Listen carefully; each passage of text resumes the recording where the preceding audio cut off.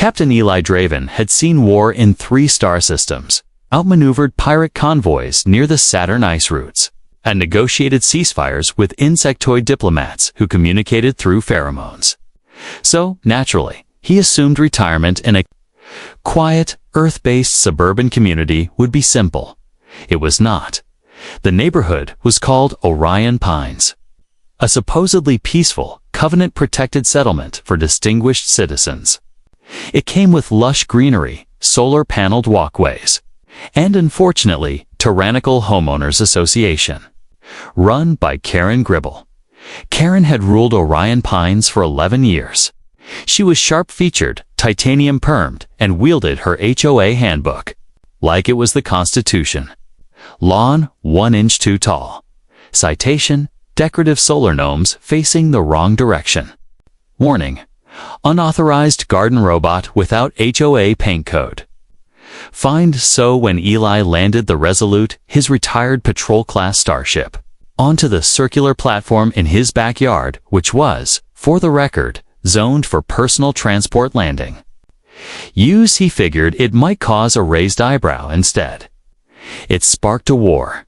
He found the notice duct tape to the ship's hull. It read, "Violation number 1887. Unregistered space vessel exceeds aesthetic and vertical conformity limits. Immediate removal required. Fines accrue daily." Orion Pines HOA. President Karen Gribble squinted at the signature, muttered something unprintable, and peeled the paper off.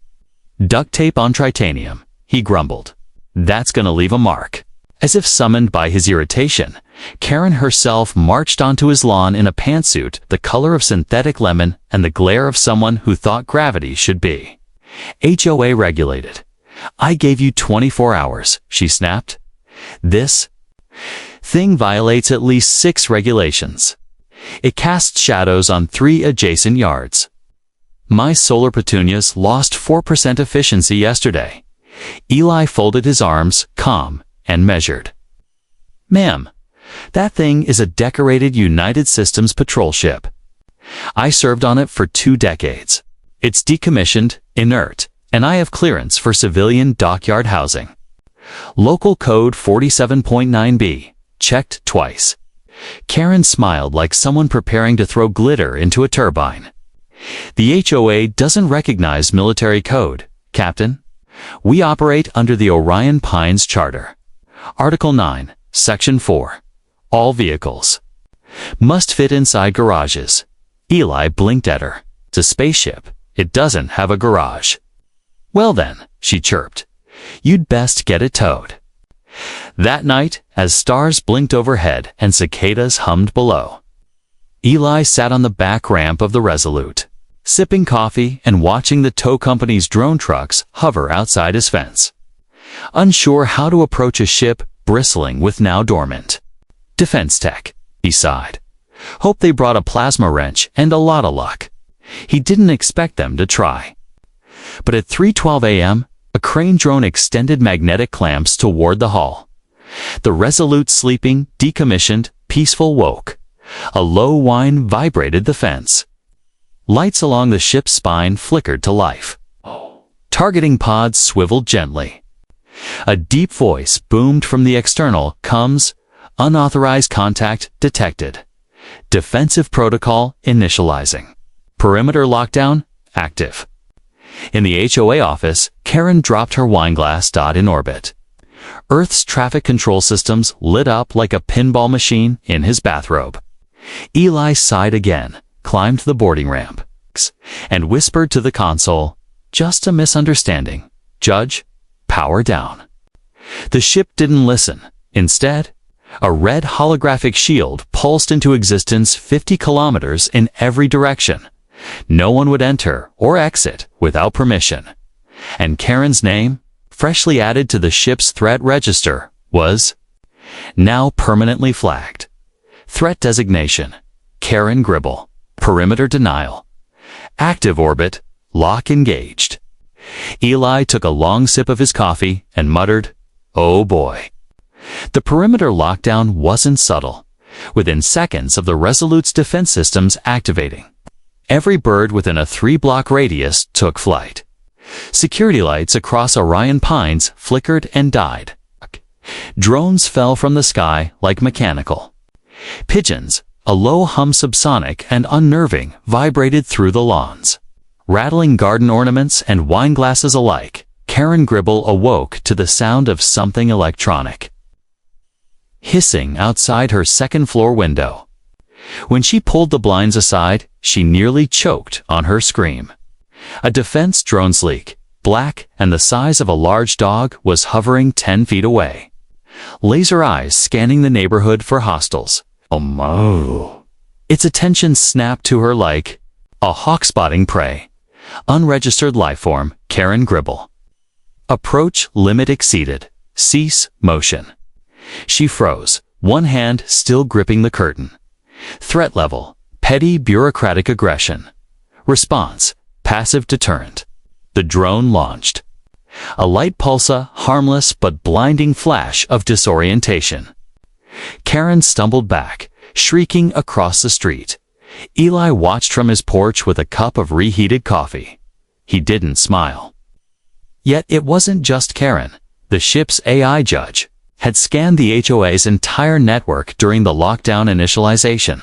It found Karen's personal logs, HOA memos, citations filed against 46 neighbors in the last 2 years, including one for excessively colorful laundry hung on visible lines.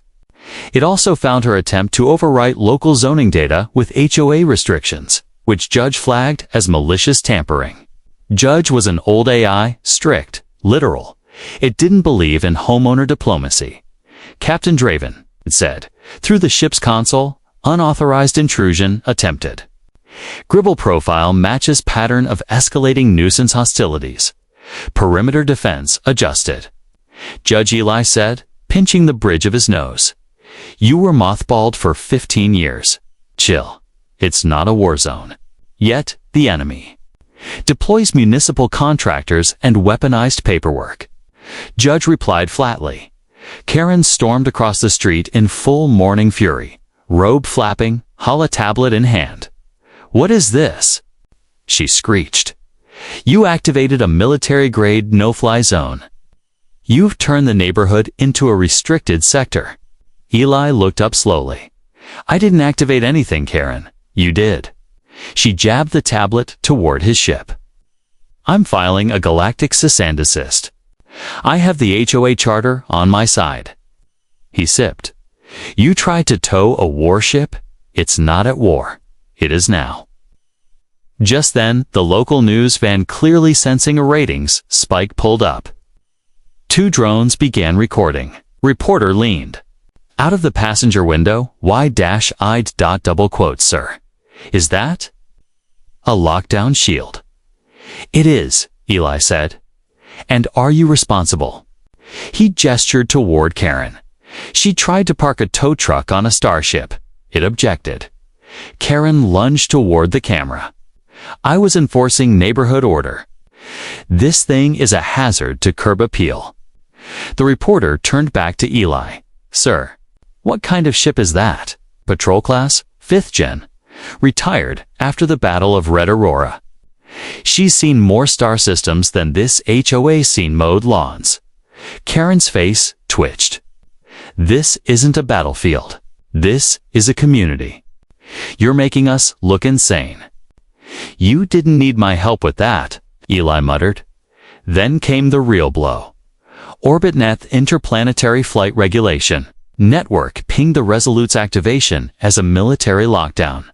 That triggered a level 3 planetary alert. All orbital traffic was redirected. Dozens of ships were rerouted, and a diplomatic notification was dispatched to Earth's Civilian Compliance Office. By mid-afternoon, a transport containing a galactic inspector dropped out of low orbit heading directly for Orion Pines. Karen, who once bragged about having pull in City Hall, now found herself the subject of an interstellar violation review. Judges. Voice hummed through every speaker in Eli's house. Incoming audit drone. Compliance review pending. Subject Gribble. Threat reassessed to escalating diplomatic incident. Eli raised an eyebrow. Karen fainted on the reporter's drone. Feed, live. The galactic inspector's ship cast a long silver shadow over Orion Pines. It descended silently, cloaked in sleek bureaucracy and dread, like a tax audit wrapped in star steel. As it landed on the HOA's community lawn, crushing precisely 3 garden flamingos and 1 overly sentimental mailbox, the entire neighborhood held its breath, except Eli Draven. He was barbecuing. The inspector stepped out of his craft wearing a matte black coat lined with shimmering data threads. He held a scanner the size of a clipboard and moved with the bored grace of someone who had seen too many planets. Too many petty violations and too many species who thought they were above regulation. He approached Karen first. She was still lying on her lawn, dazed but clearly trying to play the victim. Gribble, Karen, civilian, HOA title, self-appointed authority figure. The inspector said, flatly reading from the scanner. Complaint received. Incident reviewed. You attempted to tow a Class 5 decommissioned United Systems vessel protected under Veteran Honor Act 12.4. Karen blinked. It was a spaceship. In a residential zone. Yes. The inspector nodded. On a personal launch pad. Fully documented. Defense system dormant until provoked. And provoke it, you did. Karen stood, dusting herself off and trying to look dignified, despite the grass stains and crushed hydrangeas on her robe. I was protecting property values. The thanked thing was clearly violating community aesthetic integrity. Ma'am, the inspector said, not looking up from his scanner. You activated an auto-defense lockdown that rerouted orbital lanes over 3 continents. You set off a Level 3 planetary alert. 4 corporate freighters lost time. 1 luxury cruiser spilled 5,000 gallons of champagne. Karen's face paled. That sounds like their fault. No, he said. It's yours. He turned toward Eli, who was calmly flipping steaks on a carbon-neutral grill beside his warship. Captain Draven, the inspector said. Inspector Eli replied, nodding. Burger. No thank you, he said, though his eyes lingered on the perfectly seared meat for a moment. Your documentation is complete. Your decommission is clean. Your property use is legal under both planetary and galactic code. Eli nodded. Karen didn't think so. The inspector looked back at the ship. The Resolute, battle-hardened, respectable. Survived 8 campaigns, Eli said. I wanted it close. Memories and all. Karen, regaining some of her misplaced courage, stormed toward them again. Are you seriously saying he can just park a warship in a neighborhood? The inspector finally turned to her fully. His scanner beeped. Records show that you, Karen Gribble, have filed 873 formal HOA citations in the last 3 years, 47% of those were for unsightly quantum antennae. You fined a child for a glowing backpack. You sent a cease and desist to a man for installing a recycled asteroid fence. Karen gasped. It was jagged. You rewrote municipal zoning data. You threatened a robotic dog. You tried to ban blue porch lights. They were too blue. You, the inspector said, are the reason we have orbital legislation regarding civilian meddling in ex-military property. You are precisely why Protocol K-19 exists. Eli blinked. There's a Protocol K-19. The inspector nodded. Yes, it was created after a woman in Sector Theta tried to evict a retired battleship from her view of Saturn. He turned back. To Karen, effective immediately, under Interstellar Civil Order 19 Delta. You are banned from all orbital facilities, launch sites, and atmospheric entry vehicles for 300 years. Karen stumbled. You can't, the inspector raised a hand. You are now a gravity-bound civilian. This includes shuttles, drones, orbital elevators, zero-G spas, and tourist blimps above 10,000 feet. If you are found in orbit, you will be arrested and fined per kilometer of unauthorized lift. Karen sputtered. You're ruining my life. You did that yourself. Behind them, the Resolute purred contentedly. Karen didn't take orbital exile well. The next morning, the residents of Orion Pines awoke to find glossy emergency HOA meeting flyers plastered across their homes, mailboxes, and in one pour, Soul's breakfast printer. Karen's personal drone circled overhead like a vulture in power pearls, projecting her face onto everyone's smart glass. Fellow homeowners, we are under attack. This is not just about a spaceship. It's about order. Our rights, we must stand against aerial tyranny.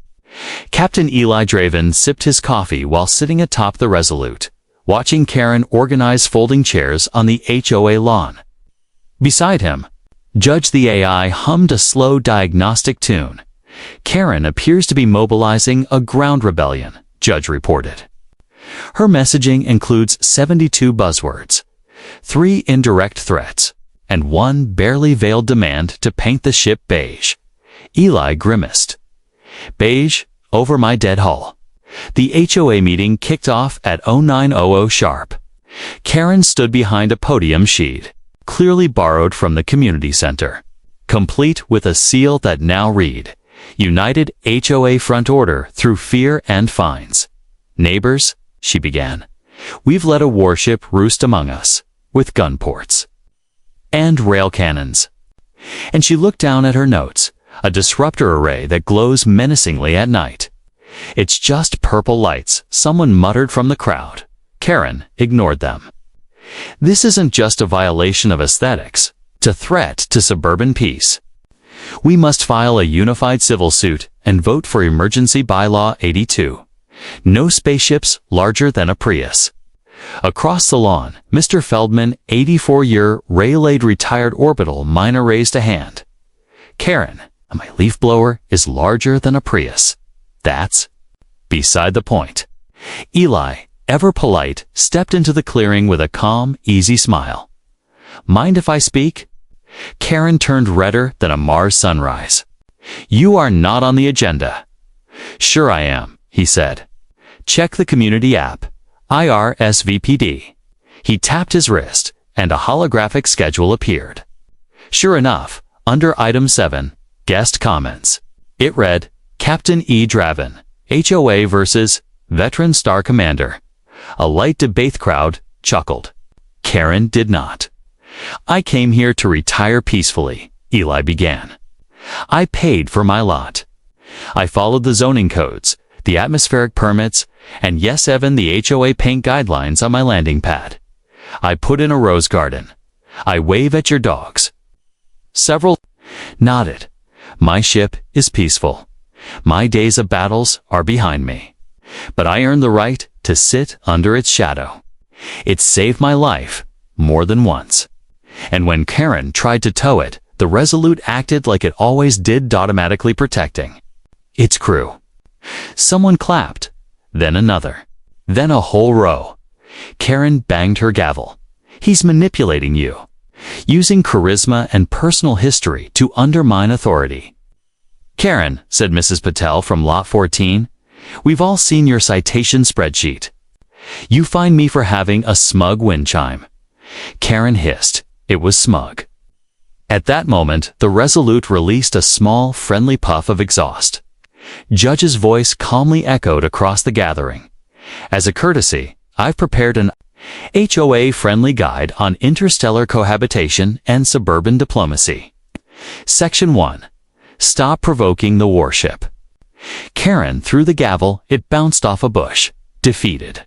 She stormed back to her house, slamming the door hard enough to trigger her own quiet hours citation bot. The bot issued a ticket instantly. The crowd laughed until tears fell. Eli looked around.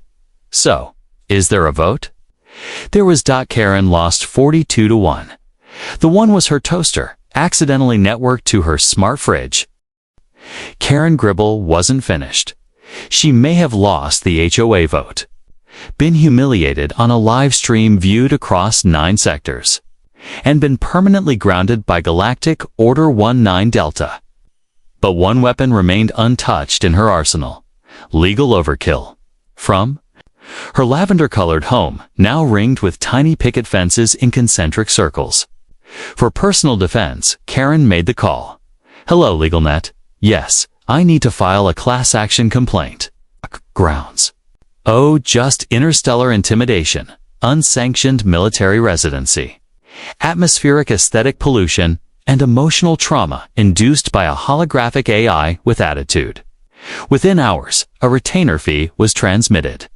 Her case was assigned to the firm of Proxima, Vex, and Litigus, known in 4 galaxies for suing a neutron star for gravitational bias and winning. They didn't just bring lawyers. They brought legal orbiters, IOSIS-did satellites that could scan for contract breaches from space. And just like that, the calm skies above Orion Pines shimmered with luminous clauses and lawyerly footnotes. Eli stood on his porch, arms crossed, watching a holographic subpoena circle the Resolute like a fly that had passed the bar. Exam judge's voice was unusually ... amused. "Captain, an unsolicited summons just attempted to breach my hull integrity. I vaporized it." Eli groaned. "How many?" 17. "They've upgraded to armored filings. One launched an injunction torpedo." I counterfiled. A ping came through Eli's personal console. "You've been sued in 47 jurisdictions. Estimated reading time, 183 years. "Great," he muttered. Karen stood across the street wearing a smile so smug it could trigger a migraine. She waved a thick stack of printouts for the cameras that had returned for what the news now called the Homefront legal war. "I have rights," she declared. "And this time, I have Clause 18B, Planetary Peace Code Enforcement." Eli looked toward the sky. "Judge, tell me we have a defense." "Captain, I've already submitted over 12,000 counter-motions. I also reclassified Karen's lawn as a tactical nuisance zone." The Court A laughed. That helped. Still, the lawyers kept coming. They deployed subclauses with guided citations, launched passive-aggressive injunctions, and filed restraining orders against Eli's solar panels for being aggressively reflective. The neighborhood suffered. Mail delivery halted. Drones were delayed by deposition storms. Mrs. Patel's weekly yoga group was briefly declared an unauthorized gathering in a contested jurisdiction. Finally, a galactic arbitration officer landed a neutral, weary-eyed man with a glowing clipboard and the permanent expression of someone 3 caffeine patches short of patience. He summoned both parties to a mediation table set up between Karen's bonsai fountain and Eli's ship. "Let's begin," he sighed. "Captain Draven, your ship has activated defensive counter-litigation protocols, I noticed. And Miss Gribble, your filings exceed the mass limit for a single planetary resident." Karen sniffed. "That's because justice is heavy." He blinked slowly. "Ma'am, you tried to subpoena a smart garage. Looked suspicious." The arbiter looked between them and tapped his clipboard. "Here's my ruling. Captain Draven's property is fully legal. Miss Gribble, your lawsuit has been deemed a hostile filing barrage. You are fined 450,000 credits in legal misuse fees and formally placed on the Galactic Nuisance Index." Karen gasped like someone had choked her HOA badge.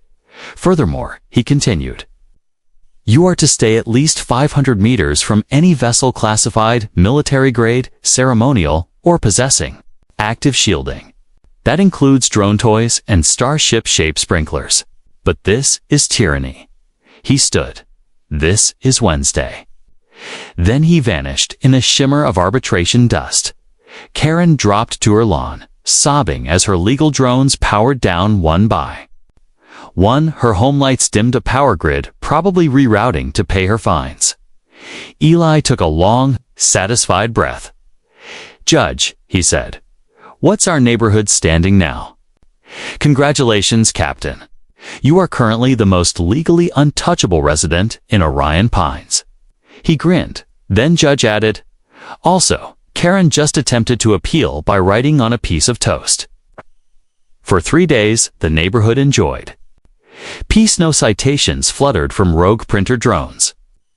No late-night passive-aggressive memos crackled through the intercoms. And for once, not a single smart lamp had been corrected for improper lumens.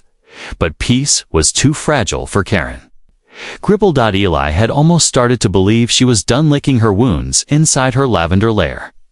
Maybe finally understanding what the words galactically grounded actually meant. Then the resistance. HOA moved in. It began subtly. A new family across the street, arriving in a shipping crate labeled organic topsoil. Their house unfolded in under an hour. Sleek, cube-shaped home made of recycled Starship holes and political protest stickers. Within the day, 5 more arrived, their lawns paved with anti-surveillance tiles and solar barricades. Judge was the first to notice. "Captain," the AI said, "Orion Pines zoning database has been breached. New residents registered as cohabitational collectives, meaning they all list their occupation as activist administrators. I cross-referenced their facial IDs. 4 of them are banned from 6 sectors for recreational litigation." Eli raised an eyebrow. Karen's formed a counter-HO. They called themselves the Residents' Front for Aesthetic Liberation, or RFAL, and they declared their mission in a neighborhood-wide broadcast delivered via synchronized toaster notifications. "We, the RFAL, reject galactic overreach and demand the right to govern communal taste. We believe in harmony, uniform hedges, and overthrowing interstellar decor tyranny." Karen, of course, was their spokeswoman, broadcasting from her porch beside a papier MCH sculpture of a spaceship. "Getting towed by justice. This is about our values," she proclaimed. "Our peaceful lawns. Our right to tell people how high their mailboxes should be." A neighbor's gnome exploded from stress. Eli finished his coffee and walked over to the front lines, where Karen and her new HOA were painting white lines on the community sidewalk, marking it as contested neutral grounds. "Karen," he called, "you're violating 27 city ordinances and at least 1 intergalactic lawn treaty." She didn't flinch. "We don't recognize your laws anymore. Our FAL follows the founding code of pristine neighborhoods. Article 1. No ships. No shields. No sci-fi eyesores. Your porch has an antimatter wind chime. It's symbolic." Eli took a deep breath. "Judge, record this encounter for court." Already live streaming. Comment section favors you 91% to 9%. The 9% is just her toaster again. The Resistance HOA wasted no time escalating. They planted freedom hedges in front of Eli's launchpad, held protest yoga in front of the Resolute, and deplored empathy drones that blared spoken-word poetry about beige paint samples. But Eli had something Karen didn't: a galactic network of retired veterans, many of whom had encountered her kind before on planets, stations, or HOA boards. She tried to infiltrate, they responded.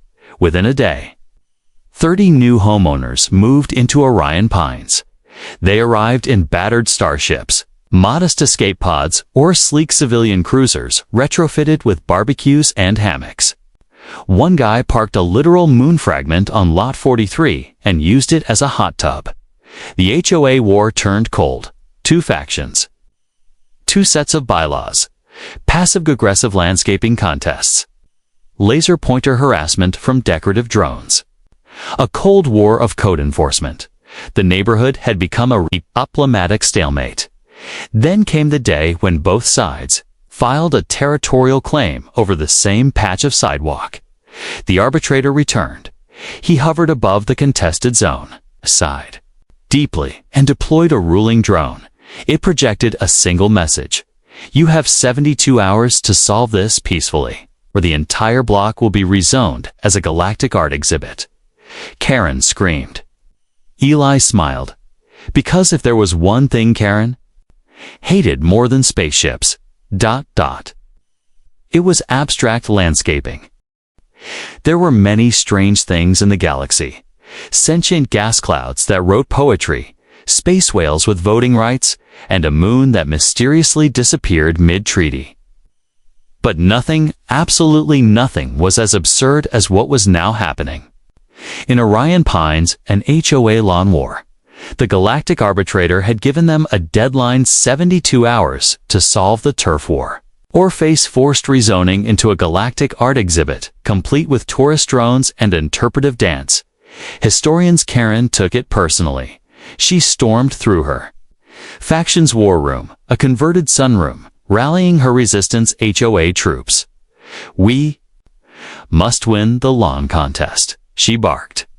If they take that sidewalk, they take everything. Behind her, holograms of rival yards flickered with unsettling clarity. Alien fire pit layouts. Rebel gnome sculptures. One lot that seemed to be growing solar moss on purpose. It was all too creative. We respond with tradition, Karen declared. Meticulously trimmed grass, white fence symmetry, and a pergola so perfect it brings tears. Her lieutenants nodded grimly. One of them saluted with a watering can across the cul-de-sac. Eli watched the mobilization with mild amusement. He and the other veterans leaned against his ship, sipping coffee while Judge deployed new AI-guided gardening equipment. Karen's team has installed 46 solar lampposts in the last hour, Judge reported. 27 are blindingly symmetrical. Eli chuckled. Time to counter. He activated the Resolute's landscaping protocols, originally designed for terraforming barren moons, but now recalibrated for suburban warfare. In seconds, the front yard bloomed with controlled chaos, spiral vines, starlight orchids from Neptune's dark side, and a color-shifting koi pond that told time. Karen's face turned, the same shade as her emergency begonias. The next morning, the competition officially began. A row of impartial galactic inspectors hovered silently down the street, scanning lawns with anti-bias algorithms and aesthetic harmonics meters. Each home would be judged on 5 criteria: balance of design, creativity, ecological harmony, historical references, emotional resonance of mulch placement. Karen's side struck first with perfect geometry lawns, so symmetrical they looked computer-generated. One garden featured a hedge shaped like the HOA logo. Another played classical music when a squirrel entered. But Eli's team went bold. Mrs. Feldman installed a living mural of the solar uprising across her garage. Lot 42 embedded a holographic memory tree that told war stories through scented leaves. And Eli's yard now featured zero-gravity bonsai floating above an ancient Terran stone circle. Inspector drones lingered long over the veteran's side. Karen noticed, so she made her final move at the stroke of midnight. Karen and her lieutenants wheeled out their secret weapon, the orbital pergola hovering patio canopy with live feed integration, retractable flower beds, and Gregorian lawn chants programmed by a minor moon priest. It was admittedly stunning. Eli squinted at the contraption. That's not bad. Judge's voice buzzed with concern. Captain, we may lose the mulch resonance category. Suggestions? Deploy Project Cloverstrike. Eli hesitated. That's from the old days. It's now a decorative feature. He nodded. Do it. The ground trembled. From the ship's ventral bay, a compartment opened, releasing thousands of microclovers engineered during the Xenoflora Wars.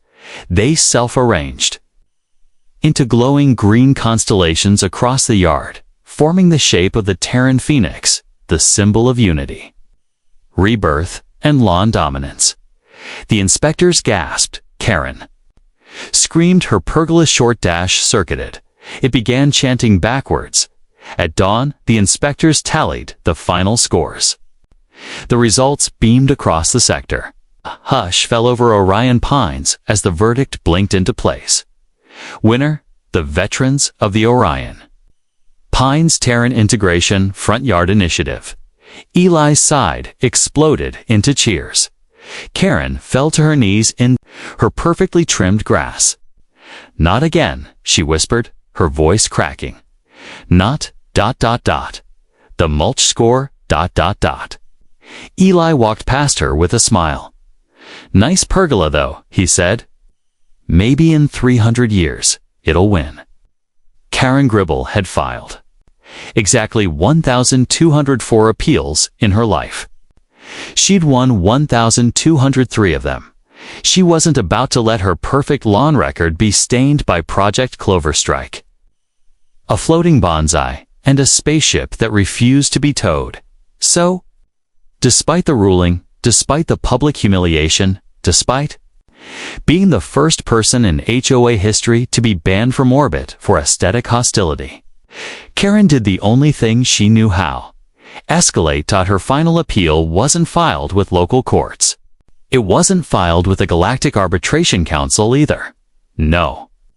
Karen submitted her appeal to the Intergalactic Committee on Order, Uniformity, and Decorative Coherence, shadowy bureaucratic body that met once every millennium and whose only known ruling had banned glitter from wormholes after a particularly messy wedding nebula incident. It was a long shot. Even Karen knew that. But she dressed up anyway, HOA sash pressed, hair helmeted, briefcase vibrating with passive-aggressive fervor, and waited by her mailbox.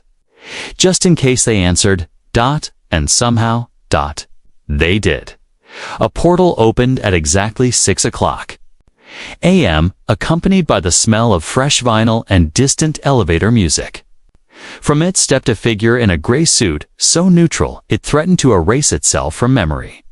It had no face, only a shifting clipboard where a head should be. "Ms. Gribble," the being said, voice flat and echoing. "Your appeal has been considered." Karen lit up, and "We found your actions excessive. However," it paused, "we also found them remarkably persistent. You successfully navigated 11 bureaucratic systems, exploited every footnote in the Intergalactic Lawn Compliance Codex, and caused 17 minor heart attacks among our junior staff." Karen beamed. "I do try. As such," it continued, "we are offering you a position, temporary intergalactic deputy inspector of aesthetic compliance. You will inspect fringe colonies, monitor lawn symmetry, and catalog decorative atrocities. The role is unpaid, but it comes with a clipboard." Karen gasped. Eli, watching from across the street, nearly dropped his coffee. "She's being promoted." Judge's voice chimed in his ear. "Technically, she's being exiled to serve a galactic sentence of nitpicking. The post is 20 light-years away on a planet with no HOA." Eli smirked. "Now that's poetic." Karen turned toward the neighborhood, teary-eyed but proud. "I'm leaving you in disarray," she announced. "But know that I go to bring order to the chaos of this galaxy. I shall return when you've learned the value of a proper birdbath." No one responded. She stepped into the portal with one last sniff and vanished. The silence left behind was almost musical. Later that evening, the residents of Orion Pines held a celebration. No permits, no noise limits, no HOA restrictions. Barbecue, grills floated beside vintage starfighters. A jazz band played zero-gravity swing. Even Judge projected a hologram of himself playing lawn darts and losing to a 7-year-old closing parenthesis. Eli stood with a drink in hand, surrounded by neighbors who had once feared citations for mismatched patio chairs, now danced under the stars. Mrs. Feldman laughed. "You think she'll come back?" Eli shook his head. "Not for 300 years. And by then, she'll probably be trying to organize asteroids into alphabetical orbit. A drone buzzed overhead and dropped a small package at his feet. He opened it. Inside was a card. To Eli, "We were great opponents. Tell your spaceship to smile more." Karen, Deputy Inspector number 0001 beneath that. A bonus note. PSI finally saw the mulch pattern. It was beautiful. Ugh, Eli chuckled and looked toward the Resolute, its lights glowing softly. "Judge," he said, "status report." The street is clear. The air smells of grilled meat and victory. Also, someone installed a fountain-shaped. "Like your face," Eli raised a brow. "Really?" Karen filed one last complaint about it. I archived it in the folder marked Legends, and for the first time in HOA history, peace held. Well, for now.